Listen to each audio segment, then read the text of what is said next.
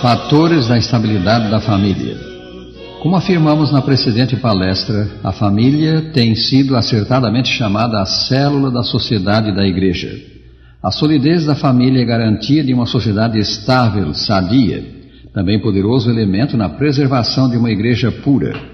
Inversamente, a desagregação da família levaria ao caos social e religioso. Afirmamos também na precedente palestra que a família enfrenta hoje poderosos inimigos que ameaçam seriamente a sua sobrevivência. Entre esses inimigos estão o humanismo, o movimento feminista, o divórcio fácil, mulheres trabalhando fora do lar, a pornografia, o fácil acesso às drogas, à música rock. O muito elevado número de divórcios e as separações de fato demonstram que a grande instituição de fato está em crise. O que pode ser feito para fortalecer a família, para assegurar-lhe êxito? Vamos mencionar 6 importantes fatores da estabilidade da família. Primeiro, manter viva na mente em todo o tempo a elevada origem da família, que ela é uma instituição divina. Depois dos seres angélicos, a família, formada à imagem de Deus, é a mais nobre de suas obras. Sim, foi Deus que disse, ao criar Adão, nosso primeiro pai, não é bom que o homem esteja só. Far-lhe-ei uma auxiliadora que lhe seja idônea. Gênesis 2:18. Então o Senhor fez cair pesado sono sobre o homem e este adormeceu. Tomou uma das suas costelas e fechou o lugar com carne. E a costela que o Senhor Deus tomara ao homem transformou numa mulher e lhe a trouxe. E disse o homem, esta afinal é osso dos meus ossos e carne da minha carne. Chamar-se-á varoa, porquanto do varão foi tomada. Por isso deixa o homem pai e mãe e se une à sua mulher, tornando-se os dois uma só carne. Versículos 21 a 24. Notemos, o próprio Senhor Deus celebrou o primeiro casamento, trazendo Eva, nossa primeira mãe, a Adão, que a reconheceu como carne da sua carne, uma como que projeção do seu próprio ser. Estabelecendo o plano divino para essa união, Deus disse, por isso deixa o homem pai e mãe e se une à sua mulher, tornando-se os dois uma só carne. A união do casamento é a mais íntima de quantas existem. O marido está mais ligado à esposa do que aos próprios pais. E notemos também, o casamento que Deus aprova é monogâmico, tornando-se os dois uma só carne, não 3 ou 4, mas 2. Um só marido, uma só esposa. Não há lugar no plano divino para relações extramatrimoniais com amantes. Ainda outro ponto, a união do casamento no plano divino é indissolúvel. Foi o Senhor Jesus Cristo que disse, falando dessa união, o que Deus ajuntou, não o separe o homem. São Mateus 19, versículo 6. Segundo, assumindo cada qual, marido e esposa, a posição que é sua no plano do céu. O marido é o chefe da família. No dizer da Escritura, o marido é o cabeça da mulher. Mas o autor sagrado acrescenta como também Cristo é o cabeça da igreja. Efésios 5, 23.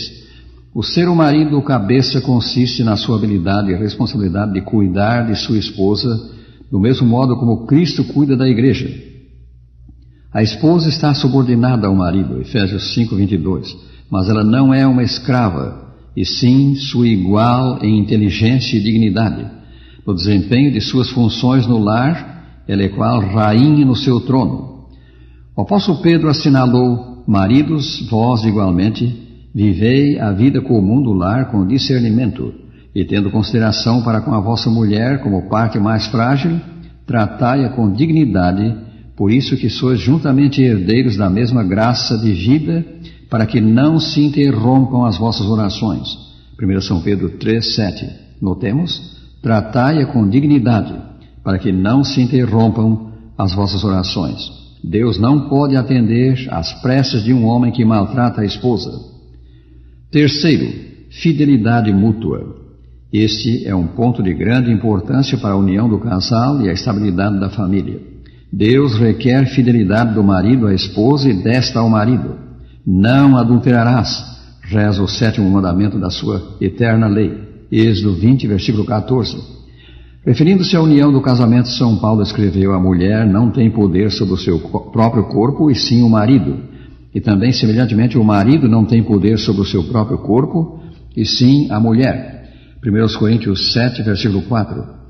A união conjugal, como já dissemos, é a mais estreita e terna de quantas há entre seres humanos. Por ela, os cônjuges, como afirmamos, se tornam cada qual uma como que projeção do outro. Quando um dos dois é tentado à infidelidade, deve lembrar que não pertence a si mesmo e sim ao companheiro, e resistir à tentação. Em quarto lugar, consideramos o sagrado elemento que constitui o laço de união da família, o amor. O apóstolo Paulo diz: maridos, amai vossas mulheres, como também Cristo amou a igreja e a si mesmo se entregou por ela. Assim também os maridos devem amar as suas mulheres como a seus próprios corpos. Quem ama a sua esposa, a si mesmo se ama. Efésios 5, 25 e 28. O amor é uma planta de origem celestial e deve ser cultivada, nutrida. Corações ternos, palavras verdadeiras, amáveis, farão famílias felizes e exercerão uma influência elevadora sobre todos os que entram na esfera da sua influência. Como alcançar esse precioso elemento, o amor? Recebendo-o de Deus, que é amor. O Pai Celeste comunica-nos seus bens mediante o Senhor Jesus Cristo, seu divino Filho.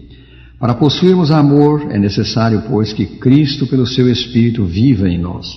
Por isso, pessoa de grande discernimento espiritual recomenda: levai Cristo para o seio da família, levai-o convosco, onde quer que fordes. Quinto ponto: o espírito de amor deve caracterizar também o trato dispensado aos filhos, o relacionamento com eles. A Escritura diz: e vós, pais, não provoqueis vossos filhos à ira, mas criai-os na disciplina e na admoestação do Senhor. Exigências injustas, descabidas, brutalidade, provocam resistência, ressentimentos e devem ser evitadas. Falando aos pais, sábia conselheira diz: encorajai o amor no coração de vossos filhos. Apresentai-lhes elevados e corretos motivos para o domínio próprio. Não lhes deis a impressão de que devem submeter-se a controle, porque essa é a vossa arbitrária vontade. Porque eles são fracos e vós fortes, porque sois o pai e eles são os filhos. Se desejais arruinar a vossa família, continuai a governar pela força bruta, certamente alcançareis êxito. Diremos mais a esse respeito na nossa próxima palestra sobre a educação dos filhos. Sexto ponto: se Deus é a fonte das boas qualidades que asseguram a estabilidade, o bem-estar da família, devem os membros da mesma buscar regularmente suas instruções e ajuda. Os ensinamentos de Deus, inclusive sobre a família, acham-se no Sagrado Livro, a Bíblia. Dando-nos o privilégio de estudar sua palavra, o Senhor pôs diante de nós um lauto banquete. Em toda a família deve haver um tempo fixo para o culto da manhã e o da noite. Quão apropriado é para os pais reunir seus filhos em torno de si antes do desjejum, a primeira refeição do dia, para agradecer ao Pai Celeste a sua proteção durante a noite e pedir a sua ajuda, guia e cuidado durante o dia. Quão adequado é também, quando chega a noite, que os pais e os filhos mais uma vez se reúnam diante dele e lhe agradeçam as bênçãos do dia que passou. A hora do culto deve ser feita muito interessante. Escolham-se trechos bíblicos capazes de apelar às crianças. No interesse delas, evite-se a leitura de longos capítulos. Também as longas preces, tudo deve ser interessante e breve. São estes, pois, alguns dos fatores da estabilidade da família. Manter viva na mente que a instituição da família é de origem divina e, portanto, sagrada. Assumir cada qual o lugar que no plano do céu lhe é designado no lar. Fidelidade mútua. Cultivarem os cônjuges amor mútuo. Cultivarem os pais amor para com os filhos. E então, o mais importante de todos, manter estreita união com Deus, dedicando tempo diariamente ao estudo do Santo Livro e à oração.